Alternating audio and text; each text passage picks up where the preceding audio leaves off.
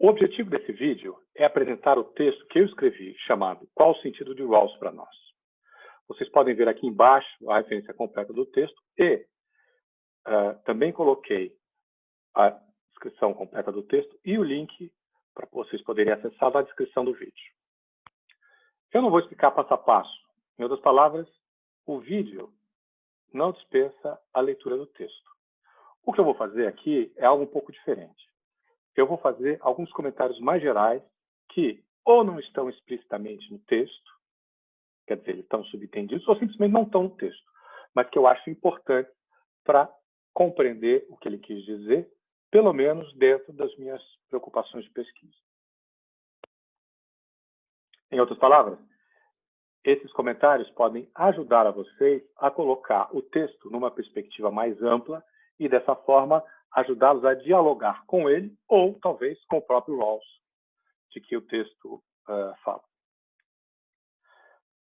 Bom, eu quero começar falando um pouco das condições de produção do texto.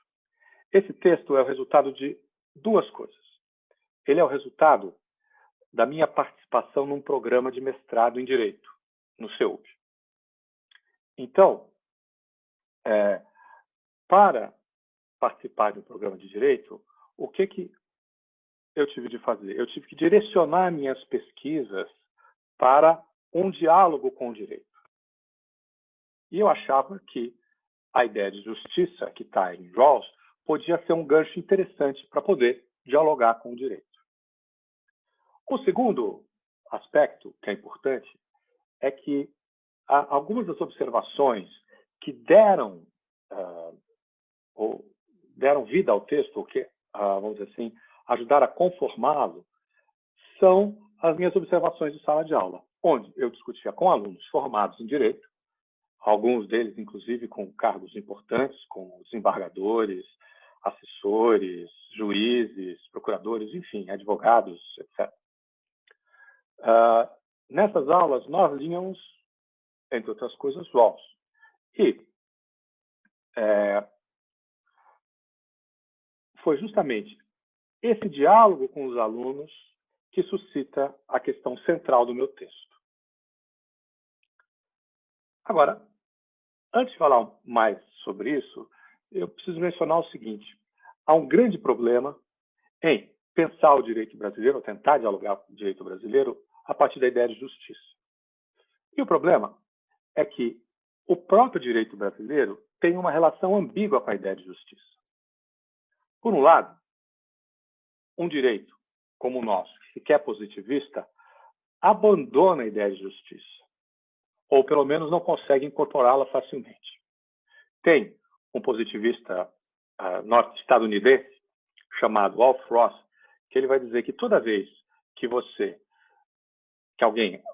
alguém argumenta sobre justiça, bate a mão na mesa e argumenta que isso é injusto, é porque ele perdeu o argumento, ele não tem mais argumentos para dar. Mas, olhando para o direito brasileiro, a gente percebe que há uma ausência da questão da justiça ou nos nossos manuais e nas nossas decisões judiciais. Com isso eu quero dizer que ela nem é mencionada pela técnica jurídica, como também não serve como justificativa para decisões dos nossos julgadores. Todavia, ela está a todo momento presente na cabeça dos nossos juízes. Quem diz não sou eu. Aires Brito, numa conferência no CEUB, ele já dizia que a ideia de justiça está por detrás das decisões de todos os juízes. Tem uma outra frase também que eu acho maravilhosa, que foi de um colega meu, à época desembargador do TJDF, que ele disse o seguinte: eu posso não saber o que é justiça, mas eu sei reconhecer uma injustiça quando a vejo. Em outras palavras, a relação do direito brasileiro com a justiça está permeada por uma ambiguidade. Por um lado, o positivismo, enquanto doutrina jurídica, pretende se livrar-se da ideia de justiça, no sentido de que ela não é relevante para uma decisão, nem ela faz parte da argumentação propriamente técnica no qual a decisão deve ser baseada. Por outro lado, os nossos julgadores pretendem, dentro do limite daquilo que eles podem fazer, fazer justiça. Como antropólogo, que percebe o direito como um fenômeno social, ou seja, de uma maneira bem diferente da maneira como os próprios juristas o percebem, essa ambiguidade é um fenômeno, ou seja, algo para ser examinado e algo para ser explorado. Em outras palavras, isso pode ser objeto de uma reflexão. Voltando, lembra que eu disse para vocês que eu lia com os meus alunos Rawls em sala de aula? Pois é. Eu também já falei que eles eram alunos de pós-graduação, alunos formados, e alguns deles profissionais reconhecidos. O que eu percebi é que eles tinham uma enorme dificuldade de dar com Rawls. Ele ou não fazia sentido ou fazia muito pouco sentido. E é interessante porque esses mesmos alunos tinham muito mais facilidade em ler Habermas, embora a expressão de Habermas seja muito mais difícil que a expressão do Rawls. O que eu quero dizer é o seguinte: o texto de Rawls é muito mais compreensível que o texto de Habermas. Talvez, inclusive, seja uma dificuldade de tradução. O Rawls é traduzido do inglês e o Habermas do alemão. Mas essa dificuldade que motiva a pergunta que está por detrás desse texto, que é: qual é o sentido que Rawls tem para nós? Agora, o texto não procura examinar essa questão a partir de um conhecimento propriamente sociológico. Quer dizer, fazer uma sociologia do direito. Não, ele procura examinar essas ideias a partir das ideias do próprio Rawls. Ou seja, eu falava, a questão é a seguinte: será que nós podemos encontrar nas ideias do Rawls o aspecto da sua filosofia política que para nós não faz sentido, ou com o qual nós temos dificuldades de nos relacionarmos? Note-se que, nesse ponto, o texto está fazendo uma generalização.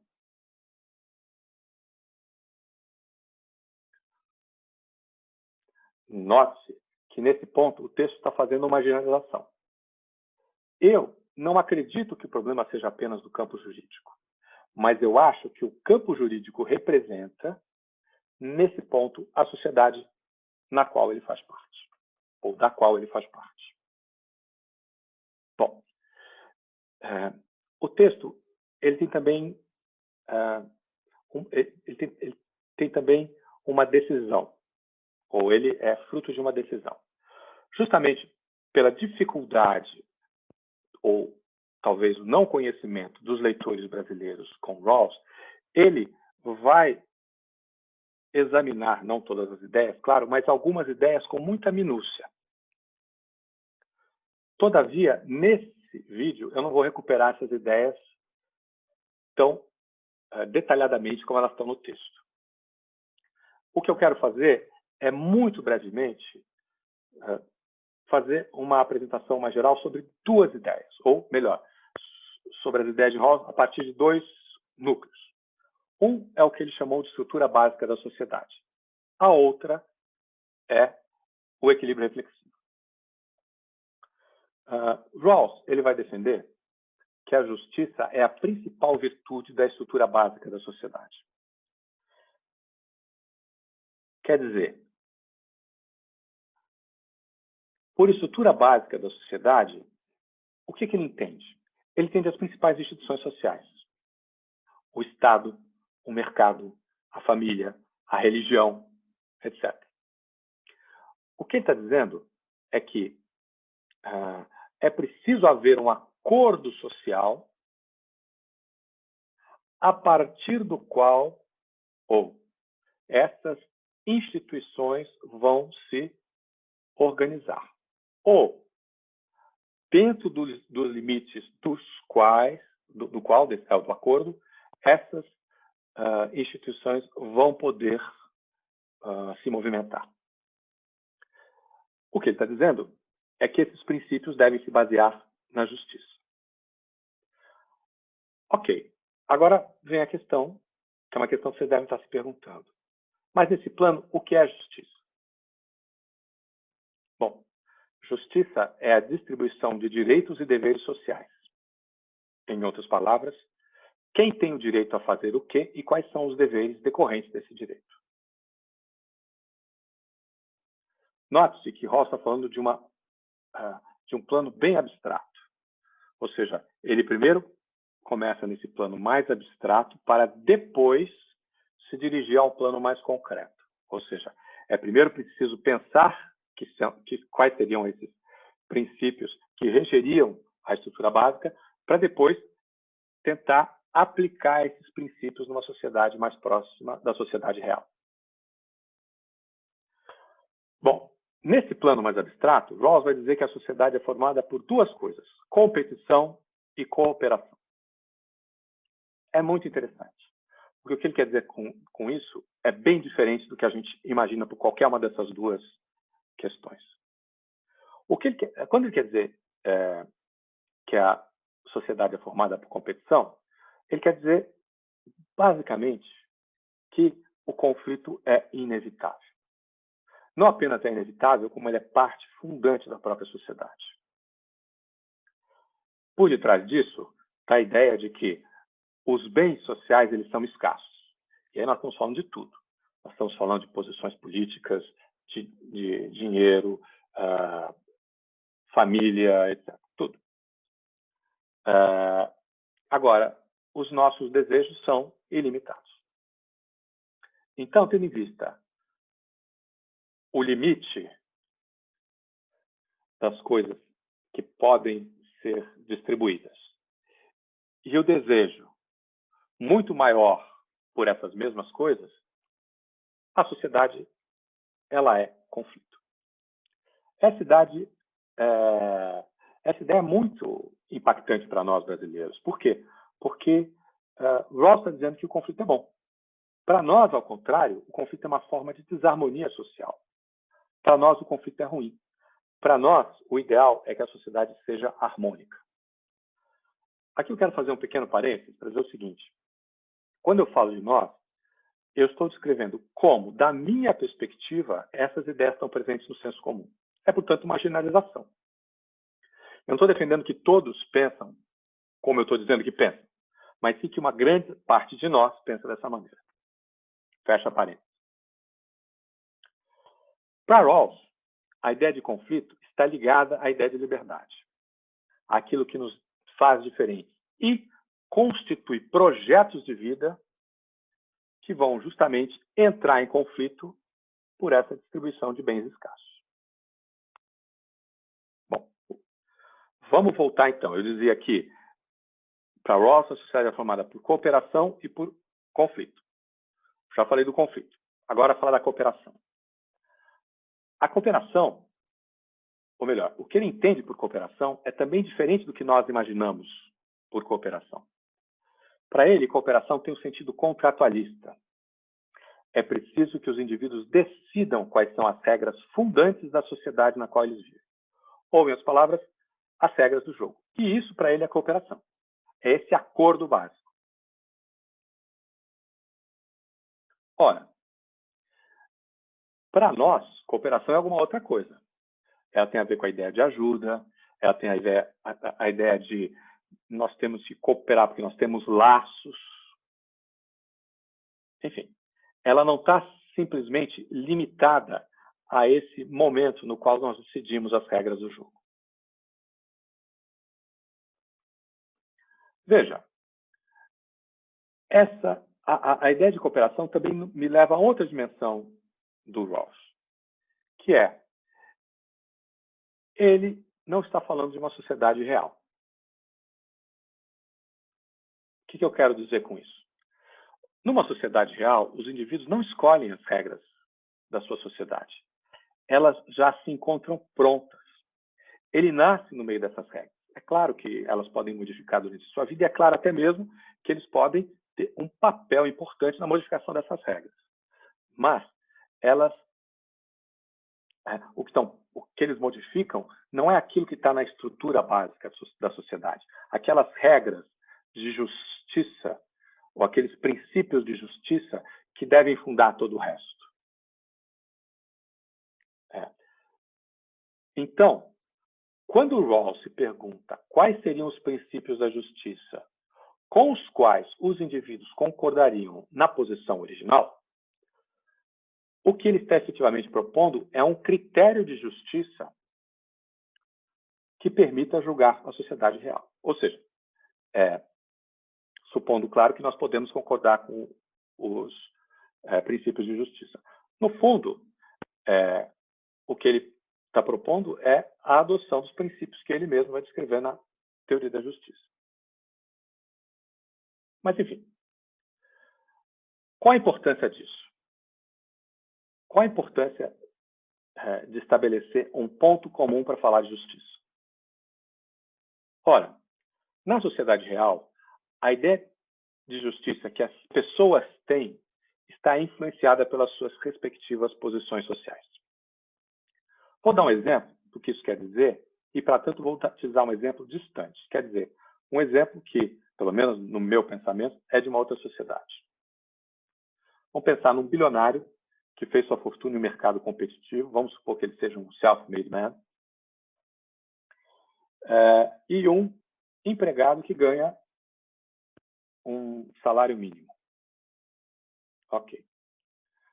O empresário pode argumentar, por exemplo, que é melhor que o mercado seja deixado à sua própria sorte, porque ele automaticamente vai regular e distribuir a riqueza muito melhor que o governo faria. O empregado, por sua vez, ele pode argumentar que ele precisa de proteção justamente contra o mercado, contra a ganância do capitalismo. Ora, o que é mais justo nessa situação? Deixar o mercado à sua própria sorte ou montar um sistema de proteção social para os trabalhadores que estão em pior situação? Essa é uma questão que envolve a questão de justiça, porque o que está em jogo aí é distribuição. Nesse caso, distribuição do produto do trabalho social. Qual é o problema disso? O problema é que a nossa sociedade ela é injusta.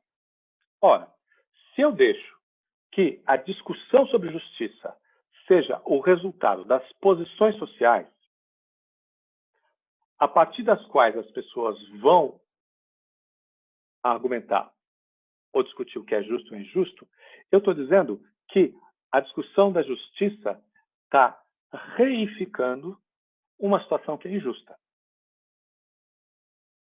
Ou seja, a discussão sobre justiça está influenciada pela injustiça social. Então, a solução do Rawls é o quê? É propor uma situação hipotética que permita a ele propor uma conjectura sobre quais seriam os princípios que todos deveriam aceitar como efetivamente justos. A questão é que, nessa situação hipotética, ele vai tentar justamente, por assim dizer, filtrar a desigualdade social, de modo que as decisões obtidas a partir daí sejam efetivamente justas, ou que nós podemos confiar que sejam justas.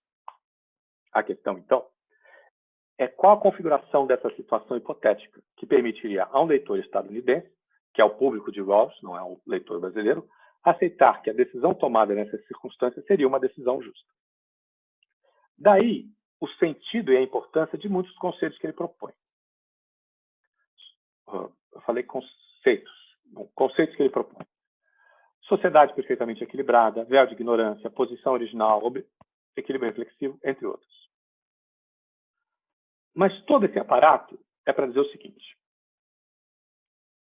Vamos imaginar uma situação hipotética na qual as pessoas devem tomar as decisões sobre a configuração que uma sociedade teria. E aí é tudo. Não só o Estado, mas se é uma sociedade de mercado, se é uma sociedade onde a produção é controlada pelo Estado, se tem propriedade privada, se tem uma religião única, etc. Todas as decisões, se é a família, qual é o tipo de família, etc. No plano mais abstrato, essas decisões seriam sobre princípios, como eu já falei.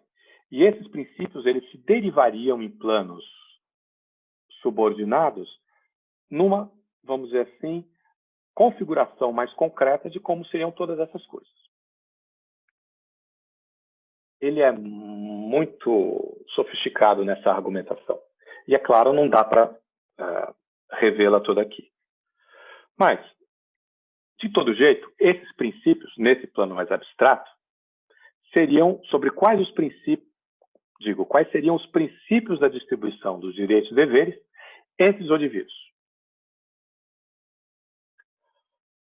Bom, o lugar no qual essas pessoas tomariam essa decisão seria justamente a posição original, que corresponderia, grosso modo, ao estado de natureza das teorias contratualistas.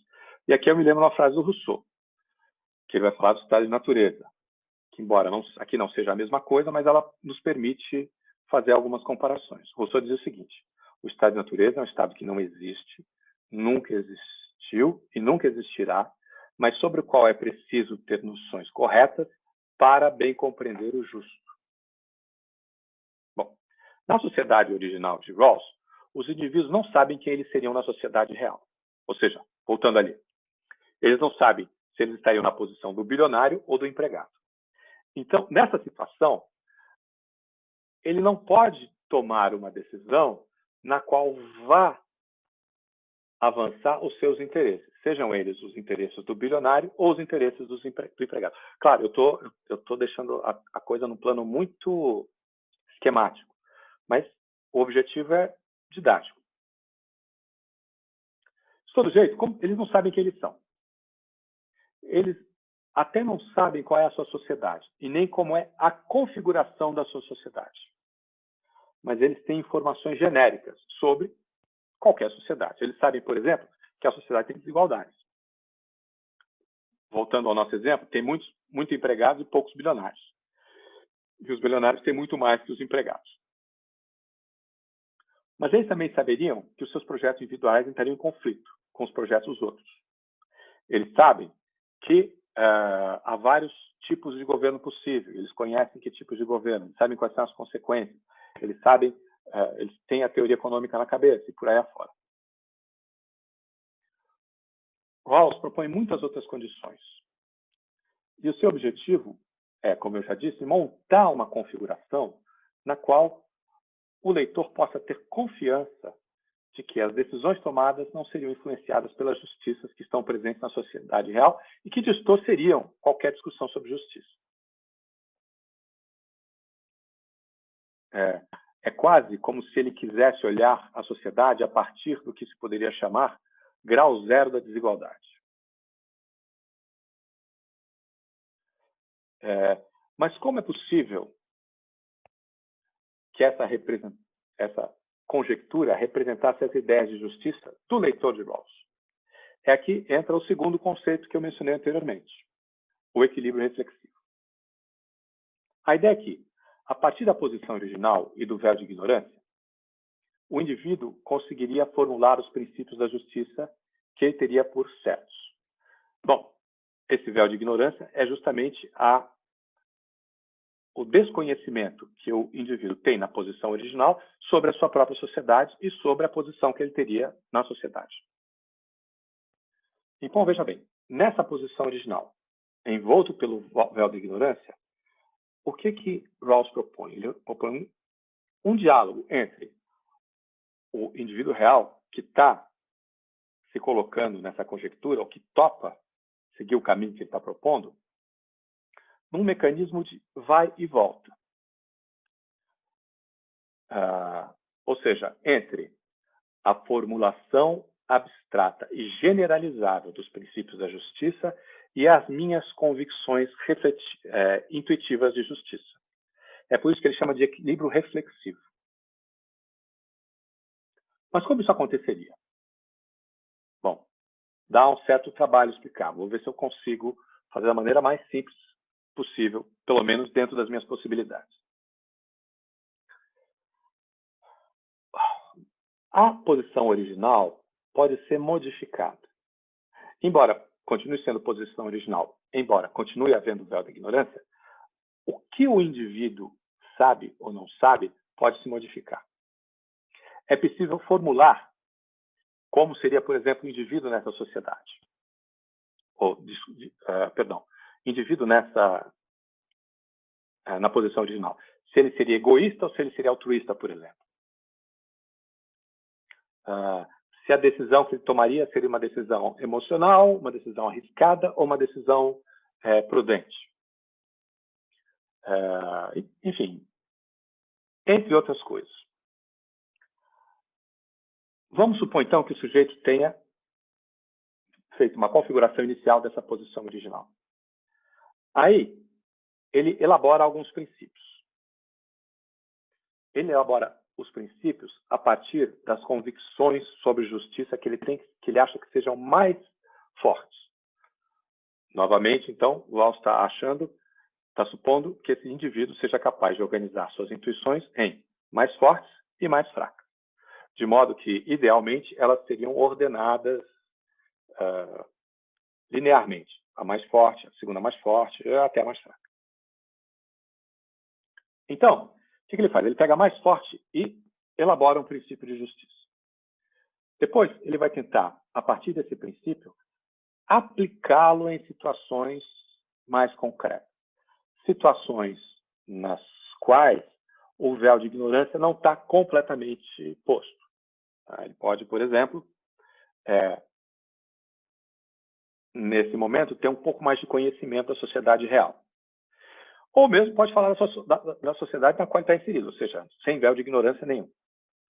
E aí, ele vai ver, aplicando esse princípio ele é compatível nessa situação, ele é compatível com as minhas intuições sobre justiça? Aí há duas alternativas.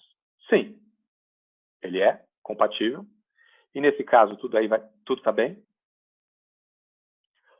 Embora o fato de que esteja bem com o princípio mais forte não significa que vai estar bem com os outros princípios. Mas isso entra no segundo caso. Ou os desdobramentos são incompatíveis. Ou talvez a aplicação seja incompatível. Vamos recapitular. Então, tenho formulado um princípio e eu vou tentar aplicá-lo em situações, hipotéticas ou não. E eu vou ver o resultado dessa aplicação. O resultado dessa aplicação é compatível com as minhas intuições de justiça? Sim, ok. Não é compatível? É compatível? Não. Então, o que eu faço? Eu tenho três alternativas. Ou eu reformulo os princípios para torná-los compatível com a situação, ou seja, ajustando intuição, generalização e aplicação. Ou, segunda possibilidade, reformulam-se as condições da posição original, como já havia dito, para ajustar os princípios. Ou o indivíduo convence-se de que suas intuições mais fracas ou menos fortes estão equivocadas. Não estão compatíveis com os princípios que ele mesmo acha que são justos. E, portanto, ele muda a maneira de agir no mundo. E muda a maneira como ele pensa a justiça. Ou seja, Rawls está propondo que o indivíduo seja capaz de modificar suas convicções sobre justiça a partir desse equilíbrio reflexivo, que é um vai-vem permanente, ele nunca acaba. Por exemplo, uma situação nova pode me forçar a rever os princípios que eu tomava por corretos. Ou seja, ele propõe um indivíduo que é capaz de modificar-se a si próprio. Ele também está supondo que os indivíduos, por causa disso, seriam capazes de argumentar posições políticas a partir dos mesmos princípios. Em outras palavras, que os princípios da justiça limitariam os seus argumentos, que se baseassem nos seus interesses. Olha que coisa interessantíssima. Em outras palavras, ele está tentando retirar o interesse e o poder da discussão.